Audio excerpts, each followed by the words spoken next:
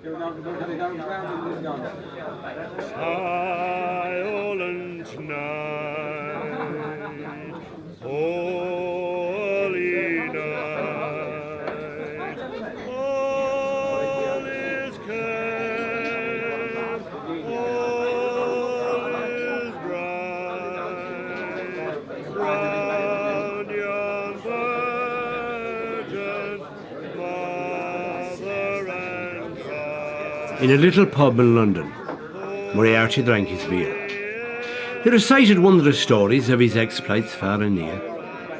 "We'll have an Irish song," says Kelly, "the best of one and all." And Moriarty sang for them the hills of Donegal. There was cheering at the finish, and shouts of encore. But Moriarty said, "No, lads, I cannot sing no more." He stood there, sad and dismal, looking down into his glass, and at the start the glistening of a tear. "Are you going home for Christmas?" the friendly barman said, but Moriarty only looked at her and slowly shook his head. "Ah, sure. I haven't been to Ireland now for 20 years or more, and my mother wouldn't know me if I walked up to the door. I was born," says Moriarty, "on an island in the west, the last place God created, but by God the first place that he blessed. We were poor, but we were happy in our simple little way. Ah, what I'd give to be a lad, whistling there today. My father, God be good to him, he was drowned one awful night, leaving me and my poor mother all alone to work and fight. So with Donald Kelly and Big Jim O'Shea, I came across to England to earn an honest pay, and I promised my poor mother that I'd return soon, someday. But the cursed drink, it gripped me. It's enslaved me in its chains, and my poor mother still beyond there waiting for my footsteps at the door." Then someone started singing, "See amidst the winter snow." 'Twas like an old bell ringing, far away and long ago. Moriarty stood and listened, and then he pushed his glass away, and he made a solemn promise: "I'll go home for Christmas Day."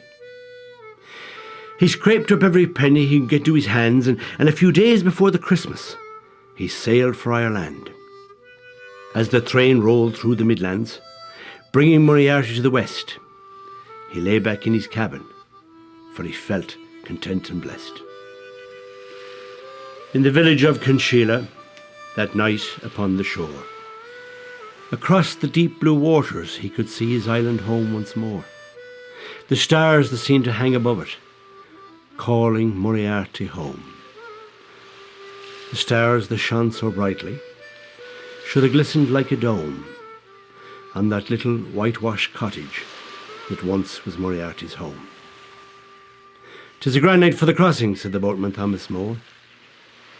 But Moriarty only looked at him, sure he didn't know him. 'Twas a lifetime he was gone.